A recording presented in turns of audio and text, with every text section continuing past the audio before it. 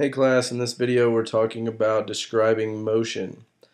Keep in mind the example that we used in class. In the opener we talked about different points of view, so whenever we describe motion we have to take into account what is our point of view. In the example in the opener we had someone standing next to a train track, and so their point of view was from that point and the object that was moving was the train. Everything else was standing still. And then whenever you had the other point of view, you were inside of the train, and what seemed to be moving, it was the outside, or looking out the window, the objects outside appeared to be moving while everything inside of the train was sitting still. And both of those descriptions would be correct because you're describing it from that point of view. So we have to think about that whenever we're describing motion.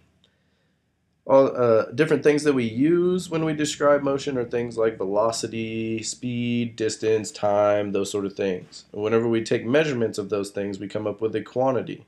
And there's different types of quantities that we want to talk about. So the first one is scalar quantities. The one that we want to use mostly in physics are vector quantities. And what is a vector quantity versus scalar? Scalar, we're just taking into account magnitude or the size of our measurement. Vector quantities, we take into account magnitude and direction. So what direction are those measurements moving in? So we want to use that most of the time. Two examples of those: scalar would be distance. We're usually pretty familiar with what distance is, but you need to know the difference between distance and displacement here. And so hopefully you guys, even this is your lecture video, so hopefully you're taking notes over some of this stuff, and especially the differences that I spelled that wrong.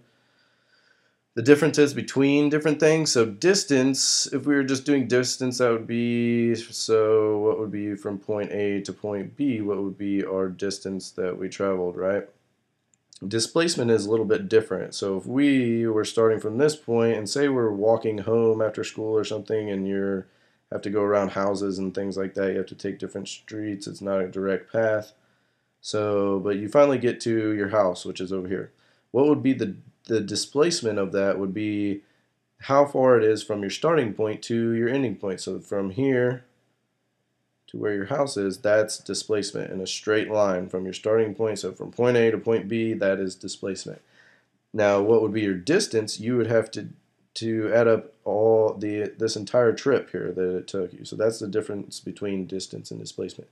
So when you're adding displacements, you have to, if you're going in this direction, say you go 5 meters in this direction, then you go 5 meters in this direction again, you have a total displacement of 10 meters. But let's say that you went 10 meters in this direction, and then you went 5 meters in this direction. So this is why this is a vector quantity, because you have to take into account direction. Then your displacement would be only 5 meters. What would be your total distance? Would be 15 meters. So that would be 5 meters in there. Another example would be things like speed. So let's kind of look at another example here. So if I hit a croquet ball, how do we find the speed of that object? First we got to find the distance, which is a scalar quantity. Let's say that it went 5 meters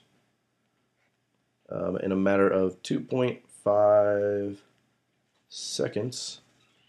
So speed, how do we find speed? We figured that out in our activity today. It would be distance over time, so 5 divided by 5 meters divided by 2.5 seconds is about 2 meters per second. That would be our speed. But we want to use the vector quantity of that because we need to know the direction of that, so that would be velocity. And so we would say it went 2 meters to the right. So we describe the direction.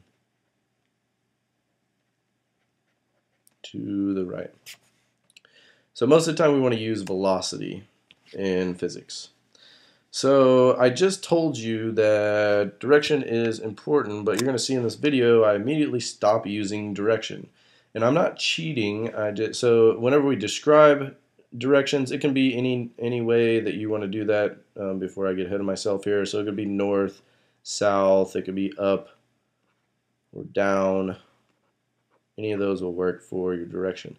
But again, like I said, immediately I'm going to stop doing that, and that's because we just assume, well, normally we use a coordinate system like the x and y planes here. So if I threw something in the air, that would be in the positive direction. So my quantity would be a positive quantity. If things are if it's falling back down, that would be in the negative direction.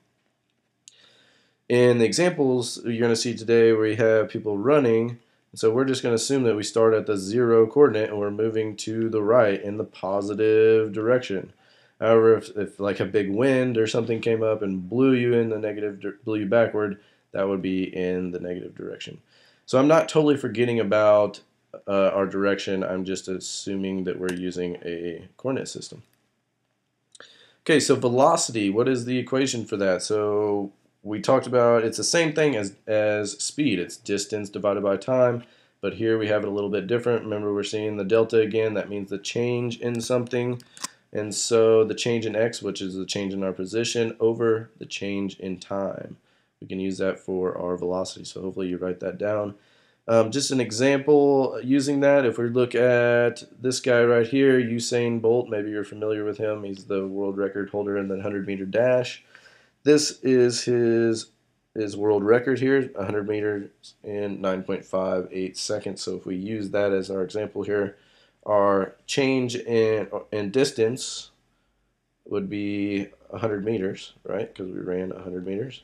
Divide that by our time that it took him to run that, 9.58 seconds. And that comes out to about 10.4 meters per second. And so this is in the SI units here, or our metric system, so usually we're not going to be too familiar with that. So a little cheat, a little mind trick for you guys is 1 meter per second is roughly equal to 2.2 miles per hour. So if I took the 10 meters here, it's about 22 miles per hour is what his average speed, his average velocity for the entire race was. Okay, if we look at what we did today in our activity here, I asked you guys to take the beanbags and walk and increase your speed as you go, dropping the beanbags every 3 seconds. And so if we look at where we drop the beanbags here, we'll wait till the video stops here and then I'll mark where all the beanbags are. Okay, so I can kind of see the beanbags. Let's mark them here. There's one right there, one right there, one right there, one right there, one right there. Okay, so we had a little trouble accelerating here, but you can see this kind of gives me a chance to do an example here and kind of talk about some things. So if we're moving at uniform speed, that means we have a constant, or uniform velocity. We have a constant velocity, and so you got to know the difference between constant velocity and changing velocity. And I have another video of us doing the same thing that I'll get into changing velocity. But if our increments here are the same, you can see that we're roughly going the same speed the entire time. So what would that look like if we graph that on our distance time graph? That would just be kind of a straight line all the way up here. So that's what that should look like. Now let's go to the next video here and see what acceleration or changing velocity should look like. I'm going to kind of skip to the end here. We'll kind of mark where those places are again. Got one here, I think this is the beginning. One about here, one about here, here, here, here. So you can see kind of toward the beginning it's pretty close, but then they start to spread out. So what does that mean? That means they're increasing speed here. And if I ask you to find the speed at any one point, that would be something called, and you need to know the difference between these two things here. So instantaneous velocity and average velocity. So instantaneous velocity, you guys see this all the time, especially if you drive in your vehicles. Whenever you guys look down at your speedometer, it's showing you your speed at that exact moment in time. So that's an instantaneous velocity. So if I ask you to find a velocity, what is the velocity at this point in your trip, or what is the velocity of this point, that would be an instantaneous velocity. What would be an average velocity? It would be the velocity over the entire trip here. So know the difference. If I ask you to find an instantaneous velocity of a certain point, that's what you're doing, and then average velocity would be over the entire trip. So what is your entire distance divided by the entire time it takes to find, and that's how you'd find average velocity.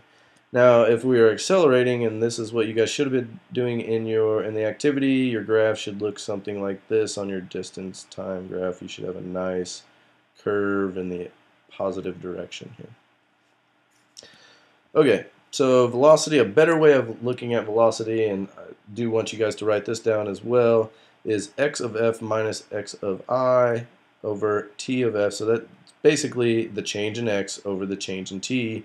Just keep in mind, and you're going to see this a lot in physics, the f always means the final position, and then I stands for initial, so your beginning position, right? And so that allows us to find instantaneous velocities here. So if I were to use this, and this is again Usain Bolt's splits. I think this is not his world record, but this is, I think, one of an Olympic record that he had. So these are the splits for that run here. So if I wanted to find what is his velocity starting out here, so we would plug that into our equation. This would be the distance, this is time. So his final position, which is 10 in this case, minus his initial, which would be 0 because it's starting out.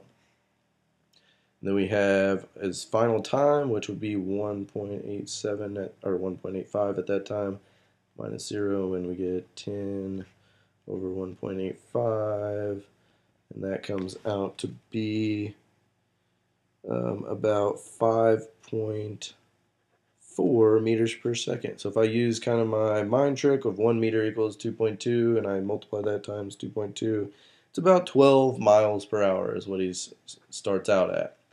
What I want you guys to do, and I want you to answer in the form down below, this is your example problem. I want you guys to find how fast was he going, what was his velocity at this point in his race. And so that's the end of the video. Answer the questions down below, do your summary. Hopefully this was helpful. See you guys in class.